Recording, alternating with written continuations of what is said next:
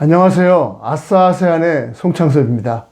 인도네시아 의회가 드디어 이제 혼전 성관계를 금지하는 형법 개정안을 지난 6일, 12월 6일 비준했습니다. 일단 내용부터 여러분 좀 살펴보겠습니다. 이게 조금 시간이 지난 이야기지만 되게 중요한 의미가 있어서요. 이번 형법 개정안에서는 간통과 불륜에 대해서 징역 1년형, 혼외 정사와 동거에 대해서는 징역 6개월입니다. 죄송합니다. 6개월을 선고할 수 있도록 했습니다. 대상은 인도네시아인뿐만 아니라 인도네시아 내 거주하는 외국인도 포함이 됐다고 하는데요. 일각에서는 이번 조치가 국민의 사생활권과 이해 충돌이 일어날 수 있는 부분이 있다. 이렇게 좀 하면서 이제 반발하고 있습니다. 이에 대해서는 제가 쭉 내려가 보시면은 제가 이 블랙팬 TV 두 번째인가 세 번째에서 지난번에 이제 설명드린 적이 있습니다. 이거 상세히 설명을 들었는데 꼭 참고하시기 바랍니다. 당연히 인도네시아 내부에서는 반발 기류가 거셉니다. 외국인들이 인도네시아에 머물 이유가 없게 되는 거죠. 자국민만 처벌하는 거 아닌 거니까. 자연스럽게 관광이나 투자 같은 것들이 이제 위축되지 않을까 이렇게 이제 우려하는 목소리가 있고요. 여러분 성김이라고 아시죠? 북미 북핵 협상 때 나왔던 재무교포 출신 미국 외교관 여러분 아실 겁니다. 우리나라 이제 대사도 역임하셨는데 이 성김 전 한국 대사, 주한 한국 미국 대사가 현재 주 인도네시아 미국 대사로 있는데요. 성김 대사는 지난 6일 같은 날 인도네시아 상공회의소가 주최한 한 행사에서 집안에서 성인들이 서로 동의한 상태에서 벌어진 일들에 대해서 도덕적인 잣대를 들이밀며 규제하는 것은 인도네시아 투자 환경에 부정적인 영향을 끼칠 수 있다. 이렇게 간접적으로 이제 우려의 목소리를 나타냈습니다. 그럼 왜 인도네시아 의회는 이런 결정을 했을까요? 제가 보기에는 인도네시아 사회의 보수적인 성향이 영향을 끼치게 된 게 결정적인 이유라고 봅니다. 스마트폰 등 휴대전화기기나 이런 통신기기들의 발달은 정치에 여러분 극단화를 만들고 있습니다. 소위 편 나누기, 뭐 가짜뉴스가 이제 판치고 있지 않습니까? 우리 주위에서도. 이런 것들은 전 세계에서 나타나고 있는 이제 현상들인데, 자연스럽게 우중정치, 어떻게 보면 대중을 멍청하게 만드는, 바보로 만드는 이런 우중정치가 판치게 됩니다. 그 과정에서 정치가 극단적인 모습으로 치닫고 있는데, 인도네시아 의회도 저는 바로 그런, 폐해가 나타난 게 아닌가, 이렇게 생각이 됩니다.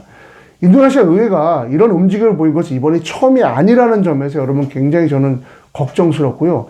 지난 2019년에도 이런 일이 있었죠. 제가 당시 이제, 여기 밑에 쭉 내려가서 설명을 그 말씀 드렸는데, 당시 9월에 제가 인도네시아를 갔었는데, 자카르타 등 도시가 난리가 난 겁니다. 그래서 원래 인도네시아 사람들이 여러분 굉장히 온순합니다. 되게 착하고요.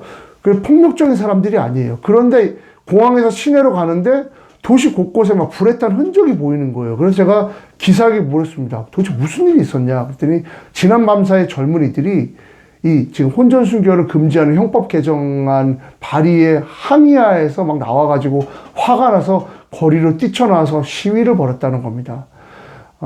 그동안 극우 세력들은 이 비혼 성관계, 혼전 성관계를 모두 혼외 정서로 봐서 금지하자 이런 얘기가 있었는데, 심지어 이제 동성연애, 당연하죠. 그것도 굉장히 부정적으로 봤죠.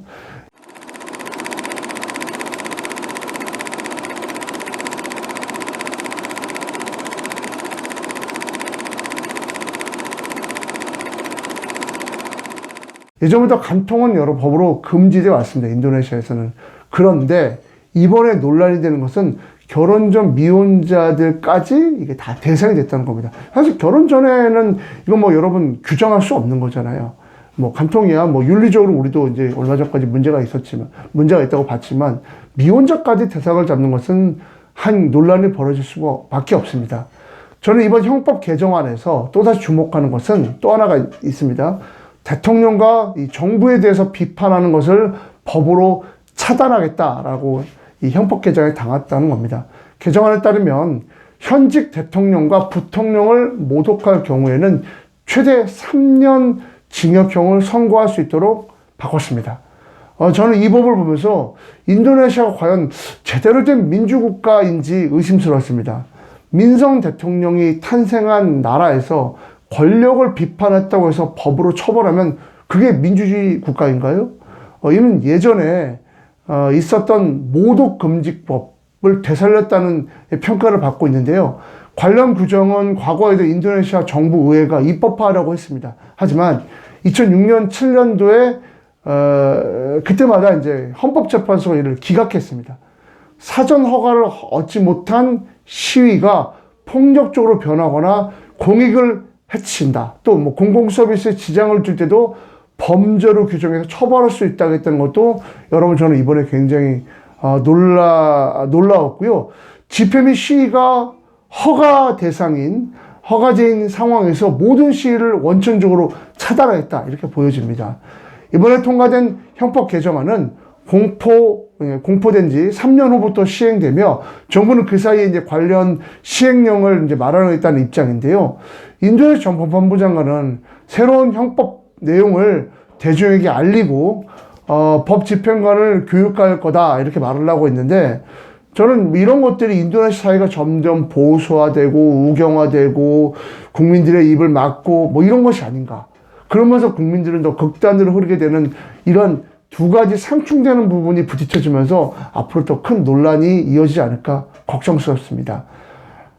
아싸아싸 오늘은 여기까지입니다. 시청해주셔서 감사드리고요. 이 컨텐츠 마음에 드신다면 좋아요, 구독 부탁드리겠습니다. 감사합니다.